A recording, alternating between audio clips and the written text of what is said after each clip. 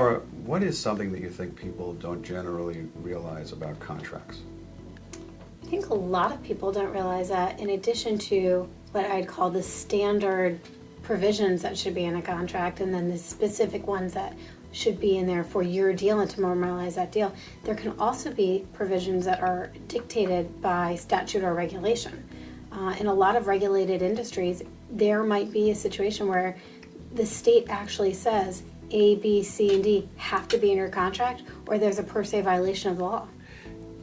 A per se violation of the law, in fact, can afford so much more damage to the plaintiff than the plaintiff would normally be entitled to. It is amazing.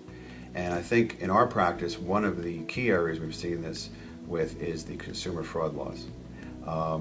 There are consumer fraud laws that provide for triple damages. So you take the damages and then you triple them, plus attorney's fees. Mm-hmm. And this per se violation, this idea that the contract that, for example, a home contractor had did not completely follow what the regulation says it had to have in it, can result in these enormously, I would call them disproportionate damages to what the actual damages were. So really what's a technical violation of the regulation or statute, you're not necessarily saying that you did something wrong in providing that service. It's just that the contract itself did not have what was in it. So if the business owner is subject to potential liability simply from not lining up their documents right from the first place.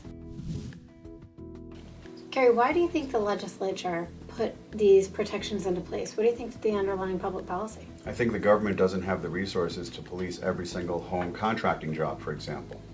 And there are certain other regulated fields. Similarly, the government just doesn't have that ability, those resources to handle it.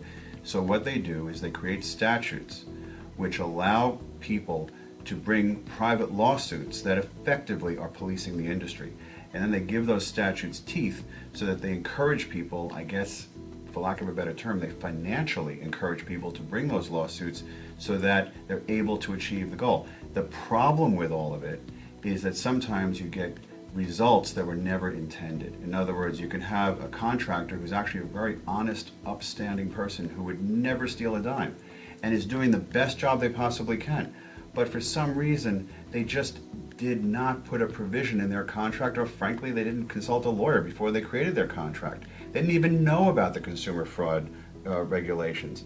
That contractor could conceivably be caught up in a violation without even knowing it. And so the point is that these laws, these regulations, they're broad brush ways of addressing a problem, but sometimes innocent people get pulled in with that broad brush.